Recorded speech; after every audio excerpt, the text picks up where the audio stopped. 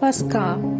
மோசேயும் ஆரோனையும் பார்வோனிடத்திற்கு ஆண்டவர் அனுப்பி, நீ இஸ்ரேலரை போகவிடு, இல்லையெனில் எகிப்தில் உள்ள முதலில் பிறந்த எல்லா ஆண் பிள்ளைகளையும் கால்நடைகளையும் ஆண்டவர் அழிப்பார் என்று எச்சரித்தனர். இதை கேட்டும் பார்வோன் ஆண்டவருக்கு கீழ்ப்படியவில்லை.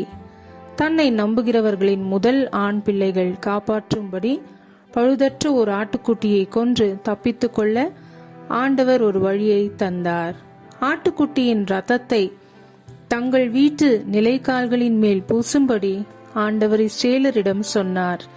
மேலும் அவர்கள் இறைச்சியை சுட்டு புளிப்பில்லாத அப்பங்களையும் சுட்டு சீக்கிரமாய் சாப்பிட்டு எகிப்தை விட்டு புறப்பட சொன்னார். ஆண்டவர் தங்களுக்கு சொன்னபடியே இஸ்ரேலர்கள் செய்தனர். ஆட்டுக்குட்டியின் இரத்தத்தை தங்கள் கதவுகளில் இஸ்ரேலர்கள் பூசியிருந்தனர். இஸ்ரேலர்களுக்கு ஒன்றும் சம்பவிக்கவில்லை. ஆண்டவர் அவர்களை கடந்து போய்விட்டார். அவர்கள் வீட்டினுள் பாதுகாப்பாக இருந்தனர்.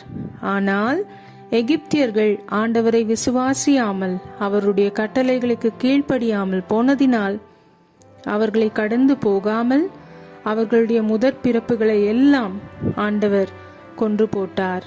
எகிப்தியரின் காவலில் இருக்கிறவர்களிலிருந்து பார்வோனின் முதல் ஆண் பிள்ளைகள் வரை எல்லோரும் இறந்து போயினர்.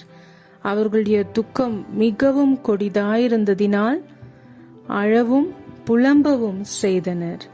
அன்று இரவில் பார்வோன் மோசேயையும் ஆரோனையும் அழைத்து, சீக்கிரமாய் இஸ்ரேலரை கூட்டிக் கொண்டு எகிப்தை விட்டு போங்கள் என்றான்.